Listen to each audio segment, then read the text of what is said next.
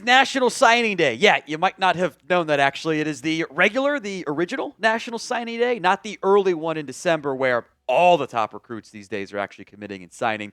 Since that early National Signing Day period, Bama's actually added 3 different 3-stars to complete one of the best recruiting classes in the nation. We'll break it down for you, the new additions, all the changes in the rankings that have happened as well. But be honest with me. Did you guys know today was National Signing Day for football and the NCAA? It very much doesn't have the same caliber of juice it used to have. It's the portal, early signing day have kind of really mostly not destroyed, but like taken a lot of the, let's be nice, take a lot of the juice out of the day.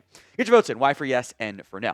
All right, some new wide receiver additions here. Maurice Mathis, the 3-star, number 498 overall. All the numbers you see, by the way, are per the 24/7 Sports composite rankings. He's number 70 among wide receivers. Amari Saab, which happened last night. We did the short on it.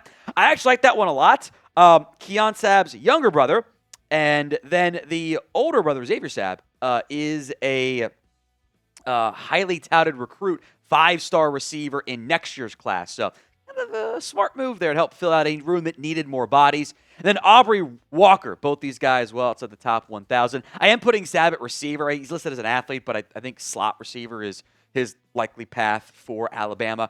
3 additions, Mathis, Saab, and Walker, giving Bama 26 total commits as of filming. I'm not sure if this guy's actually like faxed and paperwork officially yet, but it's going to happen today. They are number 2 in the 24/7 Sports composite rankings. 4 5-stars, 10 4-stars, and 8 3-star recruits, including a couple JUCO guys as well. So the updated 24/7 Sports composite rankings for you guys here.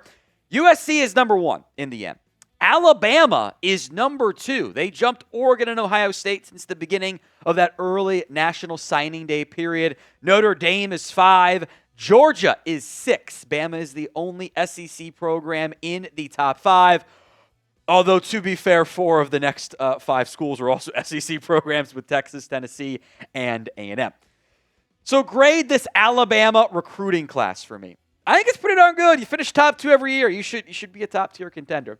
A, B, C, D, or F? Let me know in the comments section of today's show. Let's recap all these signees, commits, whatever we want to call them. They're the recruits, the all-encompassing term there. 2 quarterbacks in this class. Taden Kawa out of Utah, 3-star recruit. And then the more notable one, the number 6th ranked quarterback, top 50 recruit overall, Jett Thomalla out of Nebraska. Bama going into enemy territory, we'll call it, to land him. Bama's done a really good job, by the way, of recruiting quarterbacks. A potential big instant impact guy is Ezavier Crowell, EJ Crowell, 5-star recruit, number 15 overall. He is the number 2 ranked running back, top player in the state of Alabama, and a chance to make an immediate impact for the Crimson Tide. The other running back in this class, Trayshawn Brown, number 710 overall out of Texas, 43rd ranked running back, gives them some additional depth, which I think, like, for spots where you have, like, one key guy, quarterback fits this mold, too. I, in general, like the idea of, like, spacing it and, like, having one top-tier guy and then one depth guy, because that means you might not have to deal with as many portal departures, everything else involved there. We want to give a special shout-out to Kalshi for partnering with us here on the Alabama Football Report. Kalshi flips the script by giving prediction markets back to the people, enabling fair peer-to-peer prediction trading. If you want to try it out, Kalshi's giving $10 to anyone who signs up at kalshi.com/Alabama Football Report and uses code Alabama Football Report and trades $100. Kalshi facilitates trades between people, kind of like the stock market. That means there's no VIG, no limiting your trades just because you're winning. It is the largest legal prediction market in the U.S. and is available in all 50 states. These are real money markets, people trading on what they think will happen. Here's how it works. When you trade a contract at, say, 45 cents, it means the market thinks there's a 45% chance that will happen. And if it does, you get $1 per contract. So you get more than double your money. Look at this market, for example. I'm all over the no on Kalen DeDoer being out before September. It's a no-brainer. It's not going to happen. Even at 98 cents, you have to take it. It's a no-brainer. He's not leaving. Get started with our partner, Kalshi, today. Kalshi's giving $10 to anyone who signs up at Kalshi.com/Alabama Football Report and uses code Alabama Football Report and trades $100. Thank you to Kalshi for partnering with us here on the Alabama Football Report. The top two wide receiver, but also tight end signees here. Cederian Morgan, who again, chance for early playing time. Might spend some more time on that on a future video, by the way. Number 5 ranked receiver, number 3 in the state of Alabama. And then Mack Sutter, the tight end, who did, again, the 24/7 composite rankings updated. Why they update, by the way, after all the football is over? To be fair, maybe it's like the draft, but whatever. 122 overall now, number 6 ranked tight end out of Illinois. The 3 new additions we mentioned earlier, Maurice Mathis, Amari Saab, Aubrey Walker. Not surprised, Bama went heavy on, I don't want to be mean by calling them bodies, but like they needed more depth, and they did get some there. Bryson Cooley, the 4-star offensive lineman. This was one of the flips Bama got in the early signing day period. Flipped him from LSU, number 217 overall, number 9 ranked player out of the state of Mississippi, 21st ranked offensive tackle, one of several offensive linemen in this class. Jared Doughty, I believe, is going to be a summer enrollee. He is top 20 out of Georgia, by the way. Chris Booker, number 221 overall, also out of Georgia. You're not going to believe where elite name Bear Fretwell is out of. Also out of Georgia. Bama just went heavy into Bulldog territory to get some offensive linemen. And then the number 2 ranked JUCO offensive tackle, Tyrell Miller, also part of the class. Maybe Crowell's the answer here, but who is your favorite recruits in the 2026 class? Let me know in the comment section of today's show. Some linebacker signees. I will make note, Xavier Griffin is listed as an edge. I would not be surprised, and we're kind of cheating with some of like, he's a D-line, he's an edge, so to speak, and how they get deployed. It might be different for Alabama.